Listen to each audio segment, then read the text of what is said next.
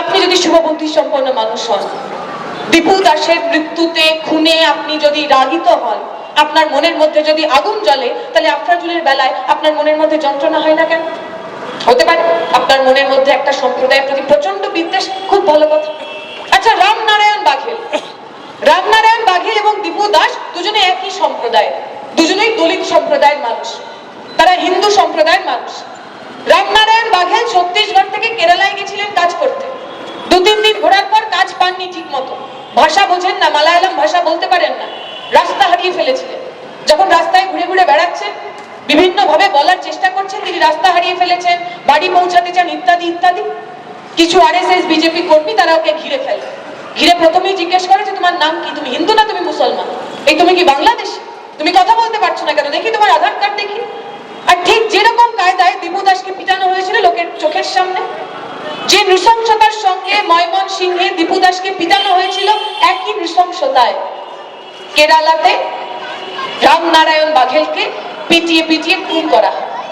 রামনারায়ণ বাঘেলের যখন পোস্টমর্টেম হয়েছে, যিনি পোস্টমর্টেম করছেন তিনি অবাক হয়ে গেছেন, বলছেন এরকম নৃশংসতার নজির আমার এই এতদিনের জীবনে আমি দেখিনি।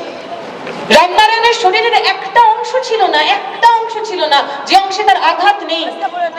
জয় শ্রীরাম নাম নিয়ে রাম জন্মভূমি বানাতেছে যারা ওই রামনারায়ণ বাঘেল ওই দলিত মানুষটাকে খুন করলেন, তাদের খুন দেখে আপনার রাগ হবে না কেন, যন্ত্রণা হবে না কেন, আপনি ক্ষোভে ফেটে পড়বেন না কেন?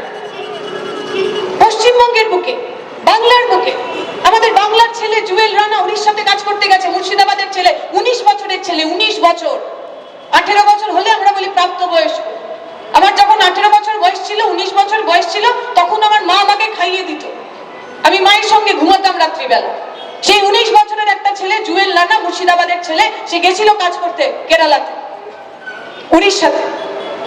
উড়িষ্যাতে বিজেপি সরকার আসার পর বাঙালিদের বিরুদ্ধে বাঙালি আক্রমণ ভয়ঙ্কর রকম বেড়েছে, এর আগেও আপনারা দেখেছেন। কিন্তু এখনো পর্যন্ত খুনের ঘটনা আমরা শুনিনি।